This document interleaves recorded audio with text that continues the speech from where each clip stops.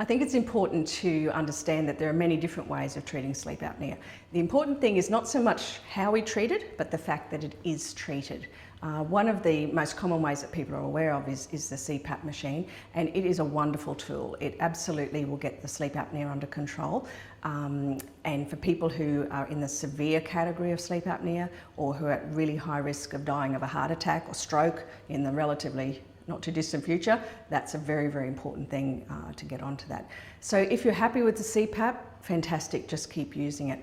But unfortunately, a lot of people are not tolerant of it. They don't like the cords that are associated with it. They find it cumbersome, might find it difficult to travel with, for example. There are a lot of reasons that people kind of give up on it.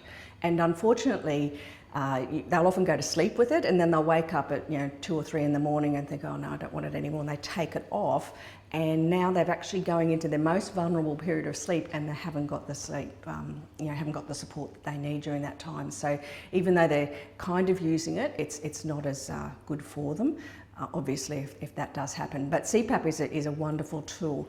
In the mild to moderate range, it can feel a little bit like killing an ant with a sledgehammer. It might just be a little bit more than what's necessary. And I think we should always do the least we need to do to get people functional and well. So this is where the oral appliances can come in and play a good role. Sometimes you can use it in conjunction with the oral appliance. And by doing that, you can actually reduce the pressure that's needed on the CPAP machine, which makes it more tolerable to people. Plus they've got their oral appliance in, and the oral appliance is still going to do all that decompression, which is a fantastic thing to have happen anyway, and it protects the teeth from grinding. A lot of damage happens as a result of this, so the combination is also a possibility. There's a lot of different treatments.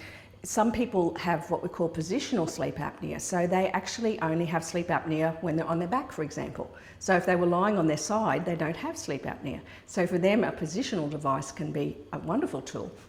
It's just a matter of being able to make sure they don't go on their back, because they can be quite severe when they do that. On top of that, they can have surgery, sometimes nasal surgery, for example, deviated septums and enlarged turbinates and blockages going through the nose, increase the resistance of the air coming down, and as that resistance increases, more suction pressure is required to get the air in, and of course the greater the suction pressure, the greater the chance of collapse. So sometimes doing some nasal surgery can really alleviate that extra pressure that's required, and that can have a beneficial effect as well. So there are lots of different things that can be done to help. It's just a matter of determining what's really best for that particular patient.